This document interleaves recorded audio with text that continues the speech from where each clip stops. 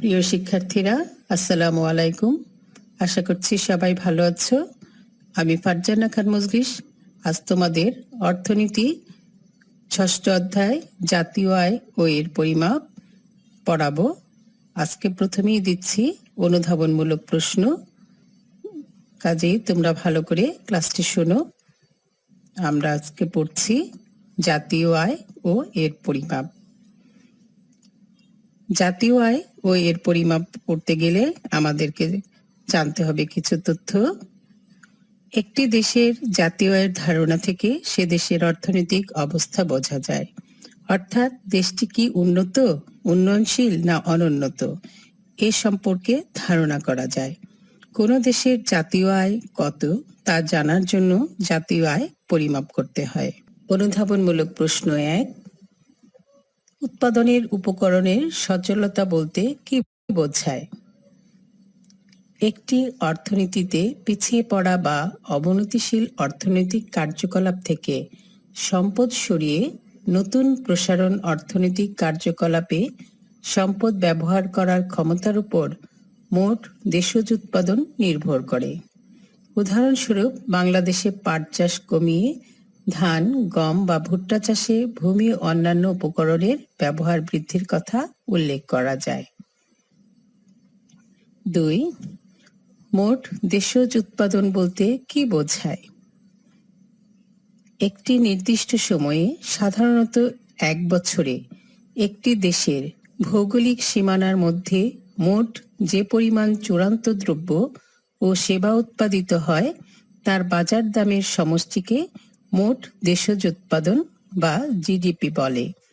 GDP হিসাবের সময় দেশের অভ্যন্তরে দেশি ও বিদেশি বিনিয়োগ দ্বারা উৎপাদিত সব রকম দ্রব্য ও সেবা কর্মকে ধরা হয়, কিন্তু বিদেশে অবস্থানরত দেশীয় নাগরিকদের দ্বারা সৃষ্ট উৎপাদন বা আয় জিডিপির অন্তর্ভুক্ত হয় না। 3, মোট জাতীয় আয় ও নিট জাতীয় আয়ের মধ্যে পার্থক্য কি? একটি নির্দিষ্ট সময়ে, সাধারণত 1 বছরে, একটি দেশের ভৌগোলিক সীমানার মধ্যে মোট যে পরিমাণ চূড়ান্ত দ্রব্য ও সেবা উৎপাদন হয় তার বাজার মূল্যের সমষ্টিকে জাতীয় আয় বলে। অপরদিকে, কোনো নির্দিষ্ট সময়ে কোনো অর্থনীতিতে চূড়ান্ত পর্যায়ে দ্রব্য ও সেবার আর্থিক মূল্য থেকে মূলধন ব্যবহারজনিত অপচয় বাদ দিলে যা থাকে তাকে নিট জাতীয় আয় বলে।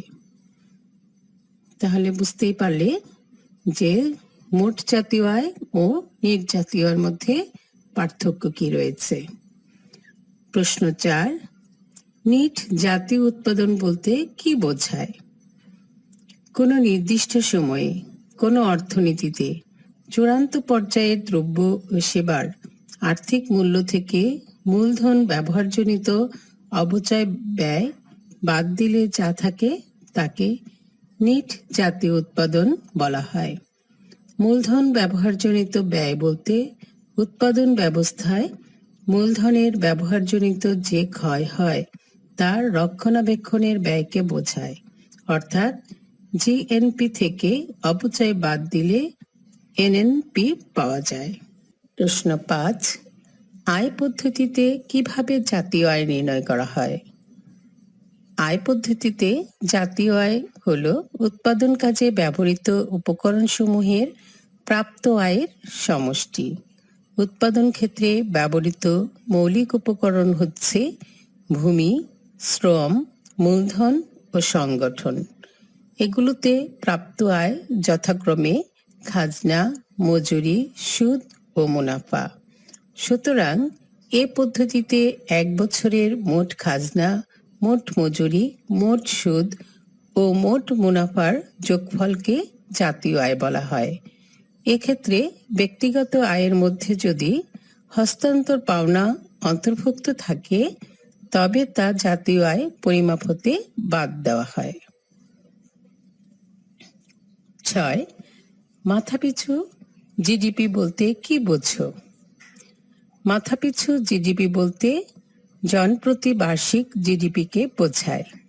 কোনো নির্দিষ্ট আর্থিক আর্থিক বছরে দেশের মোট দেশজ উৎপাদনকে মোট জনসংখ্যা দ্বারা ভাগ করলেই মাথাপিছু জিডিপি পাওয়া যায়।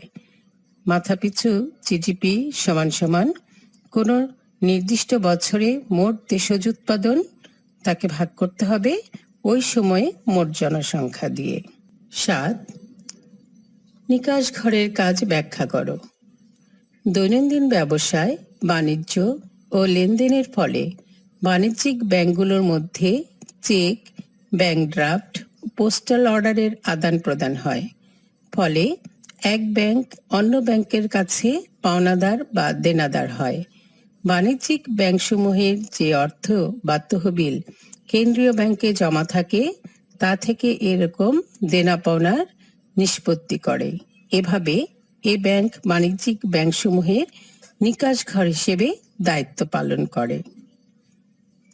প্রশ্ন 8, উৎপাদন পদ্ধতিতে কিভাবে জাতীয় আয় পরিমাপ করা হয়? একটি দেশের অর্থনীতি কয়েকটি গুরুত্বপূর্ণ খাতে বিভক্ত। এসব খাতে এক বছরে চূড়ান্ত দ্রব্য ও সেবার মূল্য যোগ করে মোট দেশজ উৎপাদন নির্ধারণ করা হয়।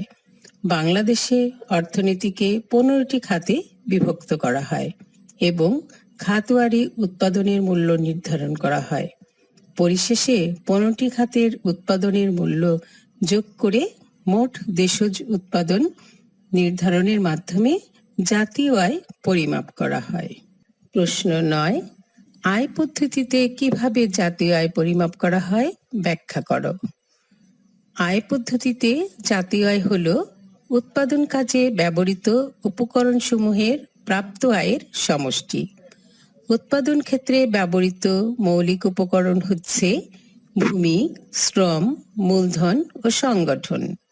এগুলোতে প্রাপ্ত আয় যথাক্রমে খাজনা, মজুরি, সুদ ও মুনাফা।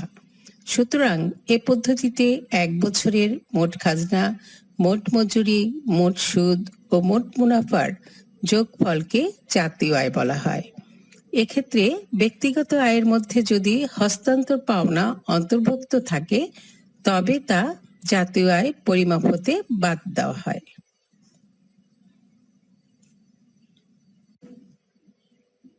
সিসিএ বলতে কি বুঝো ব্যাখ্যা করো। সিসিএ বলতে ক্যাপিটাল কনজাম্পশন অ্যালাউন্স, মূলত মূলধনের খরচজনিত ব্যয়কে বুঝিয়ে থাকি। দীর্ঘদিন ধরে মূলধন দ্রব্য ব্যবহারের ফলে এই মূলধন দ্রব্য বা যন্ত্রাংশের অপচয়জনিত যে ব্যয় হয়, এই ব্যয়ের পরিমাণকেই সিসিএ বা মূলধনের খরচজনিত অর্থ বলা হয়। প্রশ্ন 11, কখন দ্বিত গণনা সমস্যা দেখা দেয়? জাতীয় আয় গণনায় শুধুমাত্র চূড়ান্ত পর্যায়ের দ্রব্য ও সেবা বিবেচিত হয়, কারণ চূড়ান্ত পর্যায়ের দ্রব্যের ভেতরেই মাধ্যমিক পর্যায়ের দ্রব্য ও সেবার মূল্য অন্তর্ভুক্ত হয়। চূড়ান্ত দ্রব্যের পরে আবার মাধ্যমিক পর্যায়ের দ্রব্য ও সেবা বিবেচনা করলে জাতীয় আয় গণনার ক্ষেত্রে দ্বিত গণনা সমস্যা দেখা দেয়। এজন্য মাধ্যমিক পর্যায়ের দ্রব্য ও সেবাকে জাতীয় আয় গণনার সময় বিবেচনা করা হয়। প্রশ্ন 12, পূর্বের বছরের উৎপাদিত দ্রব্য চলতি বছরের জিডিপি গণনায় অন্তর্ভুক্ত করা হয় না কেন? পূর্বের বছরের উৎপাদিত দ্রব্য চলতি বছরের জিডিপি গণনায় অন্তর্ভুক্ত করা হয় না, কেননা যে বছরের জিডিপি গণনা করা হয় তার পূর্বে কোনো বছরের উৎপাদন ওই আলোচ্য বছরের মোট দেশজ উৎপাদনই অন্তর্ভুক্ত হয় না। যেমন পুরাতন গাড়ি, পুরাতন বাড়ি বা ফ্ল্যাট ক্রয়। এসব দ্রব্য যে বছর উৎপাদিত হয়েছে ওই বছরের জিডিপির মধ্যে এসবের মূল্য অন্তর্ভুক্ত করা হয়েছে। এটি পুনরায় হিসাব করলে দ্বিত গণনার সমস্যা দেখা দেয়। অনুরূপভাবে স্টক, বন্ড, কাগজি লেনদেন জিডিপির মধ্যে অন্তর্ভুক্ত হয় না। 13, জাতীয় আয় পরিমাপের ব্যয় পদ্ধতি ব্যাখ্যা করো। জাতীয় আয় পরিমাপের পদ্ধতিসমূহের মধ্যে ব্যয় পদ্ধতি অন্যতম। এ পদ্ধতিতে জাতীয় আয় হলো কোনো নির্দিষ্ট সময়ে সমাজের সব ধরনের ব্যয়ের যোগফল। সমাজের মোট ব্যয় বলতে ব্যক্তি খাতের ভোগ ও বিনিয়োগ ব্যয় এবং সরকারি ব্যয় ও নিট রপ্তানিকে বোঝায়। অতএব ভোগ যোগ বিনিয়োগ যোগ সরকারি ব্যয় যোগ নিট রপ্তানি সমান সমান রপ্তানি বিয়োগ আমদানি সমান সমান মোট দেশজ উৎপাদন। প্রশ্ন 14, জিডিপি এর যে কোনো দুটি নির্ধারকের বর্ণনা দাও। জিডিপির দুটি নির্ধারক হচ্ছে: 1. ভূমি। মোট দেশজ উৎপাদন ভূমি ও প্রাকৃতিক সম্পদের উপর নির্ভর করে। প্রাকৃতিক সম্পদের পর্যাপ্ত ব্যবহার সম্ভব হলে মোট দেশজ উৎপাদন বৃদ্ধি পাবে। 2. শ্রম। যে কোনো দেশের শ্রম দেশজ উৎপাদন বৃদ্ধি গুরুত্বপূর্ণ মৌলিক নির্ধারক। দক্ষ ও কর্মক্ষম শ্রম মোট দেশজ উৎপাদন বৃদ্ধির সহায়ক। 15. জিডিপির হিসাব বহির্ভূত যে কোনো দুইটি বিষয়ের বর্ণনা দাও। জিডিপি এর হিসাব বহির্ভূত এমন দুটি বিষয় হলো মাধ্যমিক দ্রব্য ও সেবা এবং অতীতে উৎপাদিত পণ্য ও লেনদেন। জাতীয় আয় গণনায় শুধু চূড়ান্ত পর্যায়ের দ্রব্য ও সেবা বিবেচিত হয়। চূড়ান্ত দ্রব্যের পরে আবার যদি মাধ্যমিক পর্যায়ের দ্রব্য ও সেবা বিবেচনা করা হয় তবে জাতীয় আয় গণনার ক্ষেত্রে দ্বৈত গণনা সমস্যা দেখা দেয়। এই কারণে মাধ্যমিক পর্যায়ে দ্রব্য ও সেবাকে জিডিপি বহির্ভূত খাত হিসেবে ধরা হয়। আবার সে বছরের জিডিপি গণনা করা হয়। তার পূর্বের কোনো বছরের উৎপাদন ওই বছরের মোট দেশজ উৎপাদনের অন্তর্ভুক্ত হয় না। যদি তা করা হয় তবে দ্বিত গণনা সমস্যা দেখা দেয়। তাই এটিও জিডিপি বহির্ভূত খাত। প্রশ্ন 16, মোট জাতীয় উৎপাদন ও মোট দেশজ উৎপাদনের মধ্যে একটি পার্থক্য দেখাও। একটি নির্দিষ্ট সময়ে সাধারণত একটি আর্থিক বছরে দেশে ও বিদেশে অবস্থানরত দেশের নাগরিকদের দ্বারা যে পরিমাণ চূড়ান্ত দ্রব্য ও সেবাকর্ম উৎপাদিত হয় তার বাজার মূল্যের সমষ্টিকে মোট জাতীয় আয় বলে। পক্ষান্তরে একটি নির্দিষ্ট সময়ে সাধারণত এক বছরে একটি দেশের ভৌগোলিক সীমানার মধ্যে মোট যে পরিমাণ চূড়ান্ত দ্রব্য ও সেবা উৎপাদন হয় তার বাজার মূল্যের সমষ্টিকে মোট দেশজ উৎপাদন বলে। 17, জাতীয় আয় বলতে কি বোঝায়? একটি দেশে নির্দিষ্ট সময়ে সাধারণত এক বছরে যে পরিমাণ চূড়ান্ত দ্রব্য সামগ্রী ও সেবা উৎপাদিত হয় তার আর্থিক মূল্যকে জাতীয় আয় বলে। প্রত্যেক দেশের জনসাধারণ তার অর্থনৈতিক কর্মকাণ্ড দ্বারা দ্রব্য ও সেবা উৎপাদন করে। যেমন কৃষক ফল উৎপন্ন করে, শ্রমিক শিল্পজাত দ্রব্য উৎপন্ন করে, জেলে মাছ ধরে, শিক্ষক শিক্ষকতা করে, ডাক্তার রোগী দেখে ইত্যাদি। অর্থনৈতিক কাজের এক বছরের উৎপাদিত দ্রব্য ও সেবার অর্থমূল্যের সমষ্টিকে জাতীয় আয় বলে। 18, মাথাপিছু আয় বলতে কি বোঝায়? মাথাপিছু আয় হলো একটি দেশের অর্থনৈতিক উন্নয়ন ও জীবনযাত্রার মানের প্রধান সূচক। মাথাপিছু আয় বলতে জনপ্রতি বার্ষিক আয়কে বোঝায়। কোনো নির্দিষ্ট আর্থিক বছরে দেশের মোট জাতীয় আয় উৎপাদনকে মোট জনসংখ্যা দ্বারা ভাগ করলে মাথাপিছু আয় পাওয়া যায়। সুতরাং মাথাপিছু আয় মোট জাতীয় উৎপাদন ভাগ করতে হবে মোট জনসংখ্যা দিয়ে। 19, মোট জাতীয় আয় সম্পর্কে ধারণা দাও। কোনো নির্দিষ্ট সময়ে সাধারণত আর্থিক বছরে কোনো দেশের নাগরিকগণ কর্তৃক যে পরিমাণ চূড়ান্ত দ্রব্য ও সেবা উৎপন্ন হয় তার বাজার মূল্যের সমষ্টিকে মোট জাতীয় আয় বলে। মোট দেশজ উৎপাদনের সাথে নিট উপাদান আয় যোগ করে মোট জাতীয় আয় পাওয়া যায়। নিট উপাদান আয় বলতে একটি দেশের নাগরিকগণ বৈদেশিক বিনিয়োগ থেকে ও শ্রম থেকে যে আয় করে এবং বিদেশি নাগরিকগণ আলোচ্য দেশে বিনিয়োগ ও শ্রম থেকে যে আয় করে, এ দুয়ের বিয়োগফলকে বোঝায়। প্রশ্ন 20, জাতীয় আয় পদ্ধতি সম্পর্কে ধারণা দাও। এই পদ্ধতিতে জাতীয় আয় হল উৎপাদন কার্যে ব্যবহৃত উপকরণসমূহের প্রাপ্ত আয়ের সমষ্টি। উৎপাদন ক্ষেত্রে ব্যবহৃত মৌলিক উপকরণ হচ্ছে ভূমি, শ্রম, মূলধন ও সংগঠন। এদের প্রাপ্ত আয় যথাক্রমে খাজনা, মজুরি, সুদ ও মুনাফা। অতএব জাতীয় আয় সমান সমান খাজনা যোগ মজুরি যোগ সুদ যোগ মুনাফা। 21, ব্যয় পদ্ধতি ব্যাখ্যা করো। জাতীয় ব্যয় হলো কোনো নির্দিষ্ট সময়ে সমাজের সব ব্যয়ের যোগফল। সমাজের মোট ব্যয় বলতে ব্যক্তি খাতের ভোগ ও বিনিয়োগ ব্যয় এবং সরকারি ব্যয় ও নিট রপ্তানিকে বোঝায়। অতএব ভোগ যোগ বিনিয়োগ যোগ সরকারি ব্যয় যোগ নিট রপ্তানি সমান সমান রপ্তানি বিয়োগ আমদানি, মোট দেশজ উৎপাদন। মোট দেশজ উৎপাদ বা ওয়াই সমান সমান সি যোগ আই যোগ জি এক্স মাইনাস এম।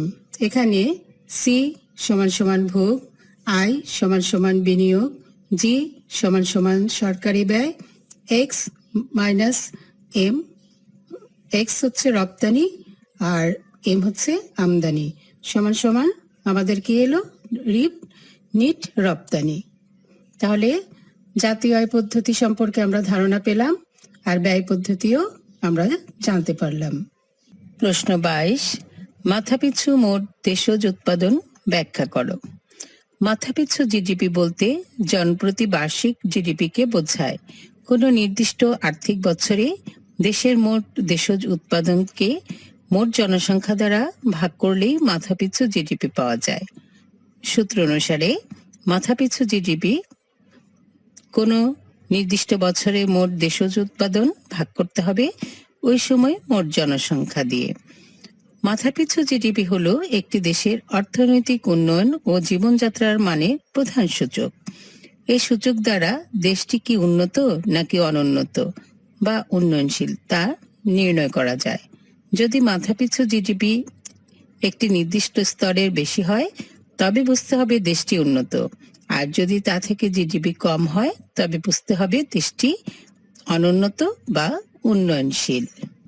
23, চূড়ান্ত দ্রব্য থেকে মাধ্যমিক দ্রব্যের দাম বাদ দেওয়া হয় কেন? চূড়ান্ত পর্যায়ের উৎপাদিত দ্রব্য দিয়ে জাতীয় উৎপাদন হিসাব করার উদাহরণ তুলা থেকে সুতা, সুতা থেকে কাপড় এবং কাপড় থেকে শার্ট উৎপাদন করা হলো। এখানে তুলা হচ্ছে প্রাথমিক দ্রব্য, সুতা ও কাপড় মাধ্যমিক দ্রব্য এবং শার্ট চূড়ান্ত দ্রব্য। তুলা, সুতা, কাপড় এবং শার্ট এই চারটি পর্যায়ের দ্রব্যটির দাম হিসাব করা হলে তা হবে একটি ভুল হিসাব, কারণ শার্টের দামের মধ্যেই তুলা, সুতা ও কাপড়ের দাম অন্তর্ভুক্ত করা হয়েছে। এজন্য চূড়ান্ত দ্রব্য থেকে মাধ্যমিক দ্রব্যের দাম বাদ দেওয়া হয়।